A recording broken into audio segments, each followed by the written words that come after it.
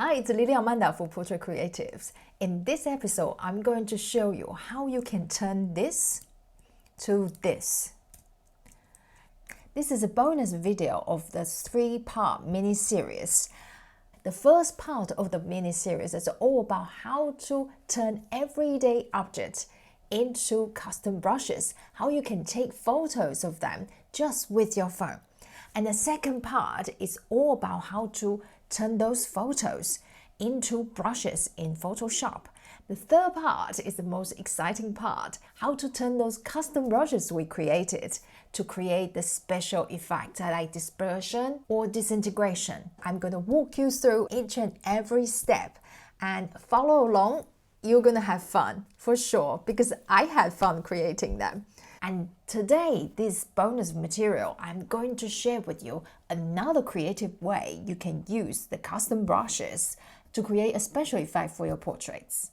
It is some creative effect. If you use different brush, it will come out different result. It all depends on your creativity, what objects you photograph, what materials you photographed. I use oats and dry tea leaves. And you can be creative with anything you want. You can find anything in the kitchen, or you can use powders such as flour. You can also use beans. You can use all sorts of things that you can get your hands on. It's a more active, creative process instead of sitting in front of a computer all the time to do all this creative work. I think this is a great activity. Just get us moving to create something with our hands and get excited about the experiment and what the result will come out. So let's jump into today's tutorial. Okay, so we have this beautiful image of Christine. I'm going to show you how you can use this brush we just created. First, I will duplicate this background layer. Command J to duplicate. And then I want to remove the background. This is a new toolbar Adobe just released.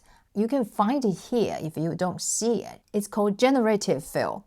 And with Generative Fill, you do need to have a selection in order to make it functional. And because I don't have any selection right now, that's why it's gray. I cannot use it. But I can still use this toolbar to remove the background or select the subject. So in this case, I'm going to remove the background. Okay, so let me just make the background invisible so you can see that's the selection. Okay, and I'm going to add a new layer on the bottom of it. Okay, so I'm going to select this layer and hold on my Option key so you can see this coming up. I'm just going to click on this blank layer. So you will see nothing yet because I have a blank layer here. So I'm going to use the brush I just created, and then on this blank layer, I'm going to use a black brush and start to brush it. And you can see she appear. Look at that.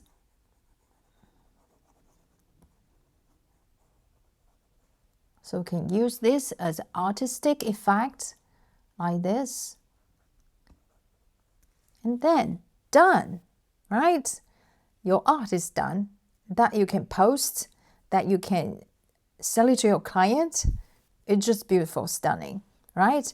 And I also can clean up if I want to, but I think this is just beautiful, how it looks like.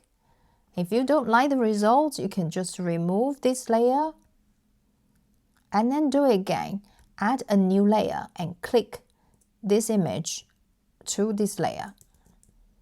Okay, so it will become blank, and then you paint it and you will become like this.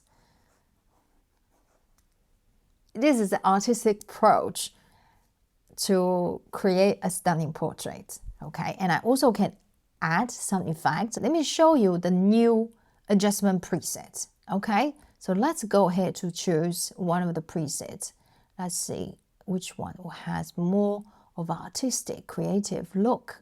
This one's pretty good. And with this preset, it actually will show you what adjustment it did, and you can actually customize yourself. For example, I'm going to use this as a property here, and you can see the white is quite bright. I'm going to bring it down and black, I'm going to bring up a little bit more. Photo filter, so it brings more blue tone in it, right? And then you can use color balance. For example, I would put more red tone in it, a little bit yellow, and the shadow I go into more cool tone, a little bit more cyan and a little bit blue tone there. And then I'm going to use hue saturation. I'm going to reduce a little bit saturation and colorize it. Let's see, colorize it. And let me just bring a little bit vintage tone in it. That looks really good there. All right, so that's just another effect. You can see I did a little bit more tweaking with the color and tone, and this is the final result. I just adjust some color, warmth, and the tone, bring back some of the color, and add a texture layer to look more vintage because it really suits the style of this photo. I hope you enjoyed this series. If you find value out of it, please give it a thumbs up and subscribe to our channel, and I will see you in the next one.